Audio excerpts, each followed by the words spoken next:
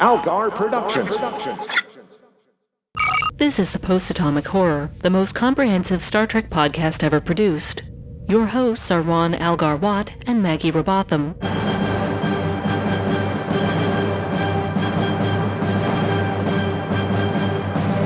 Episode 512, Ascension.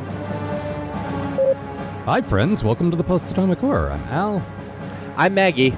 And we're almost done with Prodigy. We got a few more to go.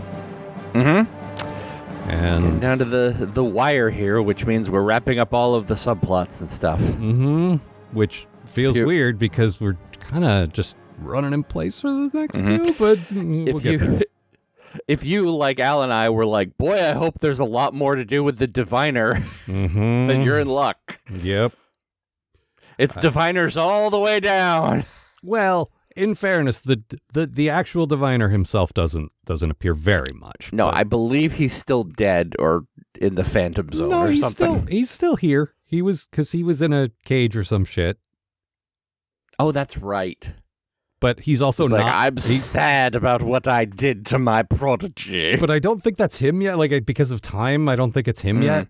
I don't know. No, there's the evil Diviner, and then there's like the not teenager because he's still like 50 or something, but like like he hasn't assumed the title yet. He's just like a guy named Wally or something. Like, yeah, it's just like someday I'd like to be the Diviner and make my prodigy proud of me.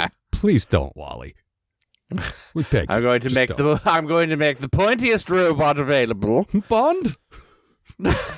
How British am I? Mm-hmm. All right. And then we're going to drive around in the Rev 5. All right. Let's get into it. Yeah, as usual, it's a two-parter, so we're splitting up the summary here. So I love these two-parters. Yeah. They've used some of them to good effect, I would say, but not so much this time. This definitely could have been a one-parter. Yeah. Here we go. For a memo. Okay. Maggie set me up to write her a little handover bit between parts 1 and 2, so I need to remember to do that, or else the first part of her summary isn't going to make sense. Don't forget, Al. Don't let Maggie down. Right. So, with everyone finally reunited after the dumb events of last episode, Admiral Janeway ponders her next move. Well, we've got the Protostar, and we know it needs to go back in time to Tars Lamora. Why don't we call Admiral Jellicoe to get permission first? Shocking absolutely no one, Jellicoe denies them said permission and orders them back home. The Department of Temporal Investigations is much better suited to a mission like this, he tells them, especially considering all the insane time shenanigans you got up to in the Delta Quadrant. Janeway starts kicking rocks and muttering about red tape and about how the man won't let her do what she wants, and Kate, I really came to love you despite the terribleness of your show, but I think we might be in another Troy needs to be wearing pants situation because I find myself agreeing with Jellicoe again. DTI probably is better suited to do this. Nevertheless, there are generally two ways, and I don't want to follow these order plot can go. Either the captain just ignores the orders and does what she wants, or she's overtaken by events as some new catastrophe presents itself. We seem to have gone with option 2 this time because here's Ascension again. And really, we should have seen this coming given the title of these episodes. She chews the scenery for a minute or two, ranting about the council and destiny, probably? I'm not going to lie, I was kind of tuned out during all this, despite the Jamila Jamil of it all. Then she attacks Voyager with highly advanced weaponry that seriously outmatches them and drains their shields. Where could she possibly have gotten this technology, everyone wonders? Not where, someone probably says. When? Because these weapons came from time, which is pretty stupid. Then we find out Ascension is holding Wesley prisoner and somehow exploiting his whole nebulous time, space, mind thing, so maybe she's not actually as evil as we think she is? Like, maybe we just jumped to the wrong conclusions because she sounds like that? Thanks, Al. I assume you introduced me or something. I'm writing my summary first. Ah, damn it! So, we basically launch into a giant space battle with Voyager, the Protostar, and Nova Squadron all flying around shooting at drones. You know, Prodigy, you had just beaten those allegations that you're a Star Wars ripoff, and then you had your tiny fighters battle a giant space station. We also learned that Ascension has captured Wesley and is torturing him, using his powers of time, space, and imagination to figure out how to kill everyone. Frankly, I think she should just go back to torturing Wesley. Then everyone wins. Mm-hmm. She also telling me talks too much, and I have never seen a more understandable villain in all of Star Trek. Meanwhile, away from me making fun of Will Wheaton, Nova Squadron realizes that the drones they're fighting are following Starfleet protocol. Dal tells them to stop following protocol and just get real chaotic with it, and a nice callback to his Kobayashi Maru episode. Magellan enacts his plan by flying in circles. Look, she's trying, okay? This isn't her strong suit. So Ascension launches her big and deadly attack on Voyager, a big gold spear that smashes through the deck like the Kool-Aid man pumped full of napalm. Spear's part starts giving off makes you age really fast rays that force Commander Tarsus into early retirement. The crew realizes they need to deactivate it at the source, but that will result in sacrificing a crew member. Luckily, Zero's body just passed its 90-day warranty and is actively falling apart anyway, so off they go for a quick heroic sacrifice. Nova Squadron blows up the space station by succeeding in doing that deadly maneuver that got Wesley's friend killed back in the first duty, and Zero dies saving Voyager from extreme old age. The worst thing that could ever happen to anyone, according to me, Maggie. Luckily, Jenkinpog's been whipping up a fresh new Zero body, and he packs our gaseous pal into a swank new robot that's in the style of their old Portal design. Only this time it can feel things. With the day temporarily saved and Zero back in a hot spheroid form that can actually touch things, Magellan and Zero run off to make out. And the defeated Ascensia tortures Wesley some more. What a great episode. Yeah. I'm actually going to go right into my good thing because it ties into the last thing you're talking about here. I love creating a situation where Zero has to sacrifice their new body to save the day. Like, that's so much better. We just assumed it was going to deteriorate naturally and it would be sad. But like, letting it be a heroic thing was great. And also tying it, like Jenkinpog actively being the person designing the body and like one, being there for the surgical consult just to support his friend, but two, actively helping with his engineering skills was such a great way to keep that character engaged in what should just be Zero's story. Like, exactly. Jenkum and Zero aren't really characters you expect to be like, oh, of course, Zero and I don't know, Rock, because they're both sort of science guys. But Zero and Jenkum, less obvious and a very good choice, I thought. No, I love my good friend Jenkinpog. Jenkinpog loves you too. Clonk, clonk, clonk. So yeah, see, we have a good time. It all works out. And it kind of ties into your good thing too. I mean, here's the thing. Zero gets their new body this week, and it's basically just their old body because, hey, this is how I see myself, but made better through science. I don't know why I would attach myself to that, but here we are. Who could say? No, it's subtle. It's very subtle. It's basically me plus an upgrade, which is like the only real problem I had with this body was I can't touch, and we fixed that, so jolly good. And then also they and Majel hold hands at the end, and I'm like, yup. Good. There it is. Which, again, like making out to a Vulcan. Yep, absolutely. The finger touch thing is well established in canon as being pretty intimate. There is a thing I've noticed, and I am sure this is just me projecting, but like when Majel first sees Zero's new body, there's a real, oh. And when Zero shows up in their new better look, I'm back in the sphere look, Michelle is like, oh. My assumption here is that Michelle has sphere fever. Could be. That would explain spinning in circles during the battle. She's just flying around in circles. This is sex to me. Okay. Have a great time. No, it's not Ponfar time. Nope. That's just how horny I am. Have fun, you nasty freak celebratory. Look, this is a children's show. They can't say it overtly, but we know what's going on here. Yeah. We've been watching. Yeah. No, the whole Zero of it all was very good. Like A+ for that. Everything else, not so much. This is the thing. Everything else is zap, fly around. We have to defeat the giant fucking space station that's shooting beams at everything. And at first, when Ascensia's giant ship emerges from whatever anomaly or cloud or whatever the fuck it comes out from behind a tree, I don't know. Yep. I was behind the tree the whole time. How did we not see her? She's right there. There's a lot of British accents in this episode, by the way. Yep. It reminded me of Nero's ship from the Abrams movies, and Oh yeah, the good ship Nero's ship. yeah, and Narada it was called. Yes, thank you. I've watched that movie 100 times, so I know this. But like at first I was like, oh, if they got stuff from the future, maybe they got stuff from other realities, like that could have been a cool sort of greatest hits thing without being too like kind of like the Kobayashi Maru episode. Like Yeah. they could be shooting like not this, but like a Genesis device, or like I'm just trying to think of big weapons from previous Star Trek. Like that could have been an there's interesting plenty thing. to choose from. Yeah. But they didn't do that. No, I think it's the Rev 1 or something, so it's like the number one version of the Rev that I think it was the Rev 12 or the Rev 9 or something from the first season. Yeah, you referenced that when we were chatting before the show, and I was like, what are you but like, oh yeah, you remember those details about the Diviner because you're not quite as irritated by the Diviner as I am. I'm just like, yeah, what's your big stupid ship, you stupid fuck? I was not kidding. The Rev I was not the kidding Rev in my 12 summary. is only Go ahead. The Rev 12 is more powerful than the Rev 4 and the Rev 3 combined. Mm-hmm. It has all the power of 2 Rev 6s. Oh, Jesus Christ. Are you going to factor your ship now? Come on. All right, go ahead. I cut you off like 5 times. No, that's okay. We have a slight delay, so sometimes we do that inadvertently. I wasn't kidding in my summary where she starts ranting about the council and about all this specific stuff from their planet, and I could not care less.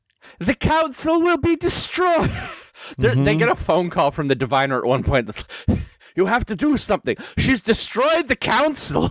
What council?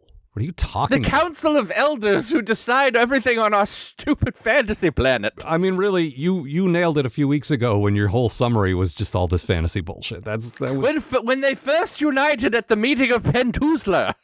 And we forged... There were 5 blades forged, 1 for the Dwarven Kings. Oh, God. I'm going to blow the Tolkien whistle on you. Uh-huh. Stop it. Yeah, no Tolkien. It's like the Tolkien. It's like the guitar shop from Wayne's World. Go back to Unicorn Fuck Club. Mm-hmm. Well, the first rule of Unicorn Fuck Club is you go back there. Mm-hmm. But yeah, my bad thing, like, I hate being this guy. I hate that it's my bad thing so often, but the show keeps doing it. There were so many boring Star Wars style flying sequences. Man. Like, it's just, it was so boring. You can get me with a boring Star Wars flying ship sequence if it's good, but like, I have seen tiny ships fighting a big thing so many times. Yep, exactly so. And like, you're right to call out, I didn't catch this, the callback to the Kobayashi Maru episode where it's like chaos is a thing they can't anticipate, and that was good. Yeah. But that's it. Otherwise, it was so... And, okay, Tom Paris got a name check. That was all right. Like the... Yeah, this was designed by Tom Paris. Yeah, the little fighters that they're in. Like, he designed the Delta Flyer. I would buy he also designed some fighters. That makes sense. Mm-hmm. They do say it like the kids at home watching, like, who the fuck's Tom Paris? Was it made in Paris? Like, or whatever. I mean, the kids at home are going to miss the deep Star Trek references always. That's sure. That's just how it goes. Like, you think they knew who Odo was? Fair. Like, they knew who Spock was. At least they might know Scott. Plate. Yeah, that's true. That's true. What was your bad thing? Bribble takes a shit in Rock's pocket in this episode. I hate Bribble. Mm-hmm. I hate it so much. I wish it was dead. I wish it would get cancer of the big, cute, adorable eyes. Ocular cancer? Mm-hmm. just lying in a giant hospital bed. Mm-hmm. The doctor's like, well, I could fix it, but I don't want to. I don't want one of these. Mm-mm. Please state the nature of the medical abomination. I just, like, we talked about this, and I don't want the whole show to be about this every week, but, like, they saw Murph, and they decided, what if we had 2 Murphs? And, like, why? I mean, that's like, it feels very much like, we need another toy. Get something cute the kids will like. But there isn't one. No, I know. We talked about this a lot. They made 5 toys for this. Yeah, we talked about this a lot when we covered The Brave and the Bold, where so much of that show was so toyetic, and then there were no toys of it. Like, this is like, you're missing a step. Now that I know Now that I know about this, I think about it a lot. Like every time I watch a kid's show, I'm like, okay, how does this work out? Mhm. And it's like it feels like it's them going like, here, make a toy of this, and the toy company's like, well, your show's not popular and it's getting canceled anyway, so no. Mhm. It's like you asked us to put more cute mascots in here. I don't know. Maybe they wanted to. I don't know. Like maybe they're like, we're giving the kids a lot of dark stuff. Maybe we need something to offset that. I understand that is a possibility. It's so opposite of everything I think about when I think about TV. Yeah, same. But also the idea that there's someone out there that's like, no, we should put another cute mascot in here. But the thing is, the most formative show in my childhood was Transformers, and for you, it was probably Ninja Turtles. Like, we grew up on toy commercials masquerading as cartoons. Like, this is not new for anyone in my age group through your age group and beyond. You know, like that's just how cartoons work. Yeah. They haven't even Transformers. They must have. Like, they had Transformers. The whole show was buy these toys. Yeah. No, I mean, Turtles didn't really have one either because they were all like, they did a couple, but like, I know you're talking about the cutesy characters, but I mean the entire line was like, well, yes, you're supposed to buy the 4 turtles and their friends and the villains and the vehicles. Yeah, and here's different turtles because we know you already have the turtles. Yeah, exactly. Like, no, there is everybody in the Transformers comic so that you'll buy the new Transformers. I mean, that was the whole thing about the movie is like they killed them off for the next line, and everyone and the kids were like, "What'd you do?" Like, well, it never bothered me as a kid. It's just like, yeah, I don't know. It's time for the new guys. Who cares? Yeah. The show's already an ensemble of like 50 characters. I didn't get attached to any one because that's how it rolls, man. But anyway, I was a cynical child. Same. They ran at the beginning of the episode. They talk about that they now have the Protostar secure, and they ran antivirus software on the red ball. Like, could you have just done that the whole time and spared so much misery? That's weird. Jacob Pog has never heard of antivirus software. Oh, Jacob Pog's arm is crawling with malware. We have opened Jacob Pog's laptop. We know. Jacob Pog keeps paying this guy, and he keeps not unlocking Windows 95. Jacob, it's the year 2400. Why are you using Windows 95? I used to back when I worked at the comic store, they would occasionally be like, Maggie, can you order the comic order? And I would log on to the most virus-riddled computer I had ever seen in my entire life. Mm-hmm. And you know this, the people at home probably don't. Used to go through computers like nobody's fucking business. Oh yeah, you know your way around a virus. Uh-huh. I don't know my way around fixing one, but I certainly know my way around having 10 billion of them. Did you get a virus? Did you get 900 viruses? Did you get 8,973 viruses? Yes. Very yes. Very yes. Let's see. What else? What else indeed? At one point, Kate says, it's not every day you meet a version of yourself from the future. And yes, it is. On Voyager, it is literally every day. It was every day for you, Kate. Yeah. Hello, I'm Kate. I'm Kate, too. I'm Kate from 5 minutes ago.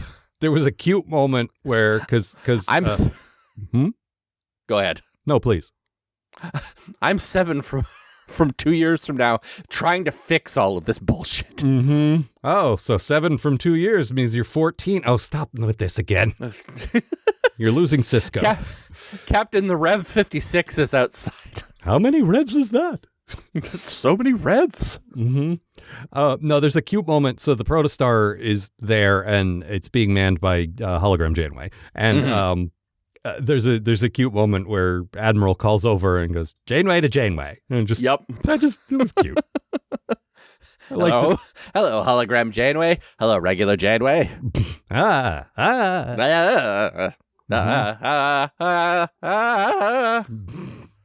They're still trying to make Go Fast a thing. Oh, yeah, they are. That'll be like the last line in the fucking series. Yeah, probably. Let's go fast into season 3. Which never came. Yep. You went fast into a wall. Boosh.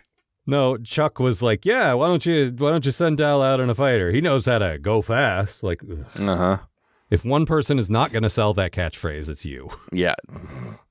He did have the moment. I really like the moment where they're like, Chuck basically has to go run the Protostar, and he brings the Protostar kids with him. Mm-hmm. And Dal's like, "Oh, you're bringing us?" And he's like, "Yeah, it's our ship." I'm like, yeah, that was good. I like that. I don't have much good to say about Chuck because he gives me not much good to go from, but that's a good line. No, and it was a good payoff from a couple weeks ago where they were all working together, and he gradually came to realize, oh, these kids do know this ship, and they are actually good. There's a good moment when they're over there, and Chuck's giving them sort of the pep talk, and he's like, "We only get one shot at this," and Dal says, "Oh, don't be so dramatic." I love that, Captain, who I have great deal of respect for. The doctor's like, when things calm down, we need to talk about this because nobody respected that guy.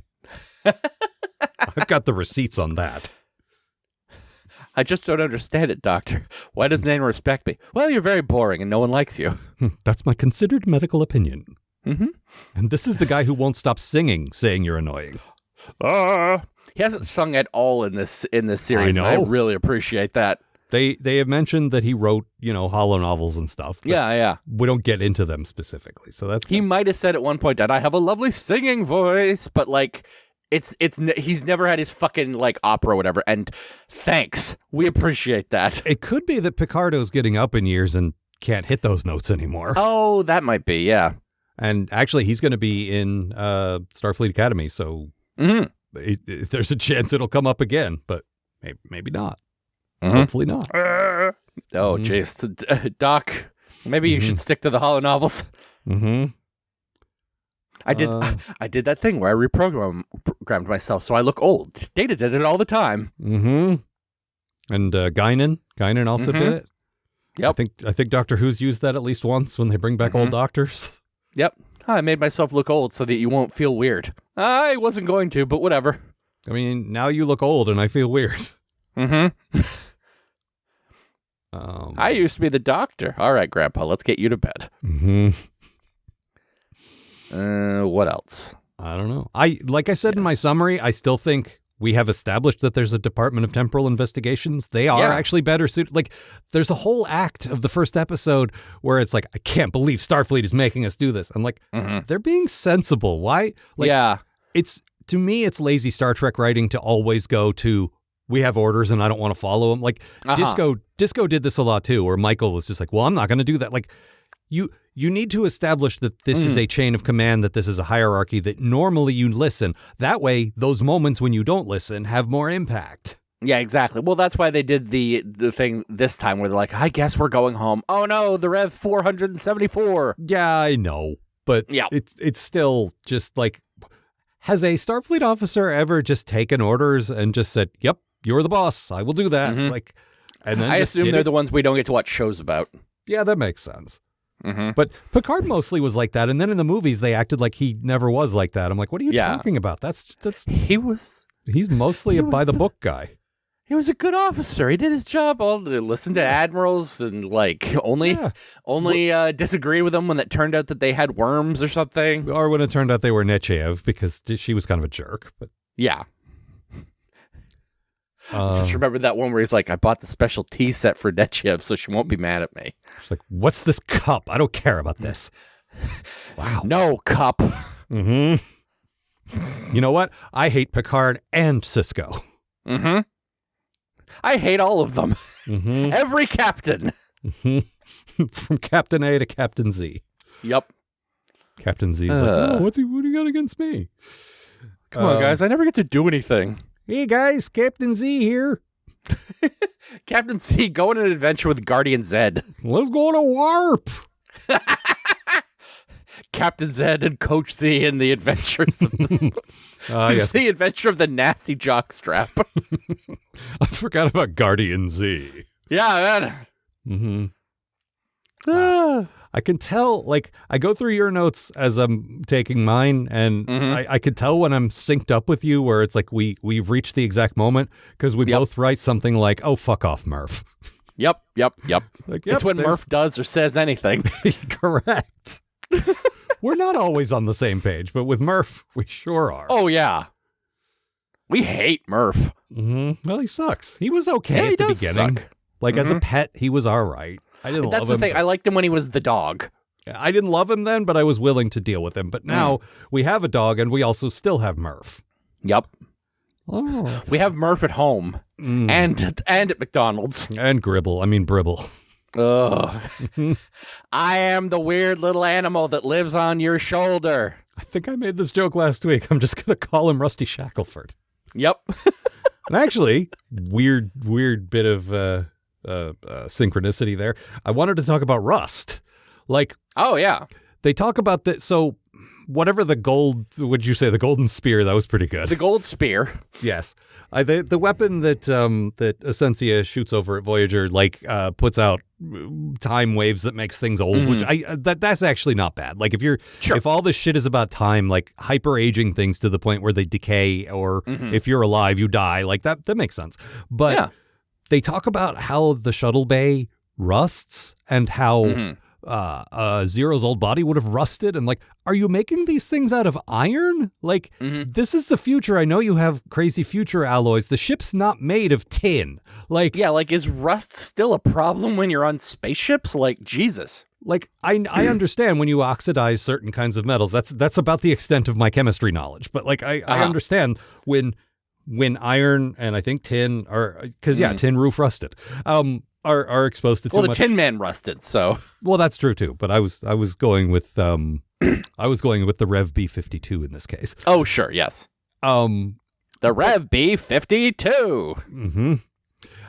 But like, the ships are made of duranium or something, like some made up metal like that, and like, I didn't think they would rust. It seems weird. I have a hard time believing the space shuttle rusts. Yeah, and we've seen ships like shot through time or preserved over the century. Like, Data's head didn't rust after 500 years. Like, yeah, man. And we've seen ships like that have just been drifting in space forever. Like, it's not a thing. It was such a weird thing to pull. Yeah, wasn't the fucking the Discovery was fucking floating around for like 8,000 years or something? No, it went through a time hole, I thought. That's right. Oh wait. No, I think you're talking about the end. Where when Zora's they have to catch up with Zora. It's like, well, we got to put you in the future for no particular reason. Let's make the whole finale about this instead of catching up with the characters. But yeah, it just, I don't know. And you're right. Like, the space shuttle probably wouldn't rust either. It's just, I would hope not. Yeah, it's just a weird. I don't know. It's a weird detail. Yeah. And like, they have a science consultant. We've met her. Her name is Erin. She's great. But Yep. She should have More said, of her, hey, please. Probably not rusting. It's not going to rust. Don't worry. Yep. Your dusty old bones aren't full of green dust. It's okay. You guys talking about dusty old me? No. Dusty old bones. Bribble. Dusty old bones full of green dust. Bill. Khan. Noonien Singh. Okay, let's see. What else? Michelle. Chuck. And now I'm just reminded once again of whatever listener wrote it and said that Chuck should have been John Redcorn. Yep. Absolutely. Like, there's a Native American character that I like and respect, but is also kind of a piece of shit. Yeah. Love that guy. Yeah, me too. What else? Let's see. They catch Voyager in a ninja net, causing me to throw shit at my computer. Ninja net's the bane of your existence. Is there literally anything else that happened in this episode that wasn't pew pew, look out, an asteroid? Well, like I said, it definitely didn't feel like it should have been a two-parter because there was so much, like, action padding.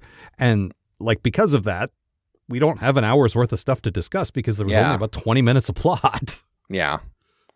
So, I have the moment when they're about to head back to Earth to drop everything off, and Chuck's just like, we'll go off and we'll make sure we can get this put away or whatever. And I'm just thinking, dude, you've been gone for 10 years. Don't you want to check on your cat or something? Oh, that cat's long gone. You mean Dr. Ta'ana? Yeah. Oh, okay. They were in a relationship before he disappeared. I mean, he was with Seven. He always, somehow dates way out of his weight class. So. Oh, God, I forgot he was with Seven. That was insane. I read a quote from Jerry Ryan recently, in the last couple of weeks, and it might be an old quote, I don't know, but I just saw it, where she's like, and they asked me to come back for Picard, and I was like, I don't want to come back and date Chakotay. Yeah, fair. They're like, no, Jerry, that's over. It's a whole different plot. She's like, okay, what do you got? Listen, Jerry, no one thought that was a good idea. But that's where we left her. Yeah. So it's sensible for her to say, if we pick up where we left off, I don't want to do that. Hey, so, Chuck, what happened with you and Seven? Oh, boy, that did not last. Holy crap. Mm-hmm. Once she had access to people who weren't this crew, and specifically the main characters of this crew, good God. I mean, she still went for Raffi, who is an attractive lady, but is also a trash fire. I mean, listen, some people like a trash fire. That's true. I can fix this. No one can fix this. Maybe Worf can fix this. Maybe if you still had access to the Borg Collective and you assimilated her, you could collectively fix her. But you on your own, no. Oh, boy. Mm-hmm. And again, I like a good trash fire character. I wish Raffi had been a little better, but I get what they were trying to do with her. That's the thing. If you balance out the trash fire with and here's why she's good. Here's why we like her, Yeah, exactly. And we didn't get much of that, unfortunately. No. Also, any of their relationship when they were together would have been nice. They gave it, yeah, that's true. Because I was going to say they were holding hands at the end of season 1 and like a split second thing. And then in season 2, they had already broken up. Mm-hmm. So yeah, you're right. I did not come here to fucking rip Picard apart again, but good God. Yeah. Well, look, we're running short. If we got other Star Trek shit to talk about, which actually reminds me. Yes. And this is probably more of a supplemental discussion, but I'm going to bring it up here just because we are running very short. Paramount has officially buried the Chris Pine Star Trek. Yes. That's done, and they're working on a new reboot with some other guys. Mm-hmm. And yeah. So I read the guys that are working on it are the guys who made the last Dungeons and Dragons movie, which I loved. So yeah, I actually am not a D&D guy at all, and I still kind of liked it. So that's good. The AV Club did such a good fucking headline. Let me see if I can dig this up real quick. I didn't know the AV Club was still around. Holy shit. So they're run by The Onion. And yes, The Onion was bought by some fucking venture capitalist, one of those things that ruined fucking Toys R Us and all that stuff. Yeah, of course. And tried to run them into the ground. And then the original Onion guys pooled together and bought it back. Mm. And so both The Onion and the AV Club are doing a lot better. Oh, that's cool. So because they bought their company back and it's not being. Yeah. Here we go. I will check that out. Paramount taps Chris Pine's D&D buddies to make Chris Pine free Star Trek movie. Which that's a good headline. That's really good. Yeah. It makes me sad, but yeah. No, that D&D movie was fun. And if they make a fun Star Trek movie, that's good. But also, I really liked those guys. Yeah, same. It would have been nice. At least one more movie, so it's the end? Yeah, give them they deserve a send-off. They were a great crew, I still, to this day, think they should do some big fuck-off crossover thing for one of the big anniversaries like Doctor Who always does. And bring Chris Pine together with fucking Anson Mount and, I don't know, Janeway or somebody. Absolutely. Just give us a big fuck-off, dumb alternate reality time, whatever dumb thing they're doing. But, just bring him in for one last thing and tie him into the shows. Mm-hmm. Well... Hopefully that new movie will be better, but probably it's going to be the TNG remake. So you say. I don't think that, but I don't know what the fuck they're doing anymore. That's where my money is. They are going to want something so safe to start with, there might be other stuff coming, but But it's a movie, and those movies, the next-gen movies never did that well. I know. So I don't know. We'll see. I don't know. I have never been more cynical about the state of entertainment right now. Oh, yeah. And I've always been pretty cynical about the state of entertainment. I don't know. I feel like we were fresh-faced, naive, kids when we started this podcast. God, you ain't kidding. Oh, my God. 15 years ago. We're like, oh, look at this great 60s. It's a little cheesy, but it's so fun, and we got so much great stuff ahead of us. Mm-hmm. Yep. And we did, but, Yeah. Listen, it's been more of a good run than it hasn't. It's just that when it's bad, it's really, really bad. I don't know about that. Like, I agree. I have had a good time, and there has been a lot of good stuff, but I don't know about that ratio. You might be right. It might just be that I like hanging out with you. Yes, and our friends. Like, yeah, we have a good time doing this show. I don't deny that. But like, you know, God, we are looking for stuff to talk about when we're like, I love you, Al. Yeah, I love you too, Maggie. But yeah, we're that's about it. Like, there's not much else to discuss. No shit. Yeah. All right. So let's see what else is in the news today. Russell. Well, there were a couple of pieces of Star Trek news, so you know. Yeah, that's good because the rest of the news ain't great. No, God. Well, there's a couple of funny things, but yeah, if they're true, fingers crossed. God, that would be so funny. Yes, it would. We don't need to get into that though. No. And this is again more of a supplemental discussion, but there's that fucking Scouts show. Oh, fuck, that's right. Because I forgot about that. My nephew watched an episode of Scouts. My nephew, who is not even 2. Well, because it comes on after the Spidey and His Amazing Friends show, which he loves. Which is Spidey for Babies, I assume? Yeah, Spidey, Spider-Gwen, and Miles for babies. Okay. Yeah. That's a good choice. Mm-hmm. We're going to have to figure out where that fits, but because when we were talking a minute ago, I was like, we've done almost 1,000 episodes of Star Trek because we're up to the total is like 960 something. And so I went to Memory Alpha and they's like, well, the current series is Scouts. Like, fuck, I guess it is. Yeah. Weird. Mm-hmm.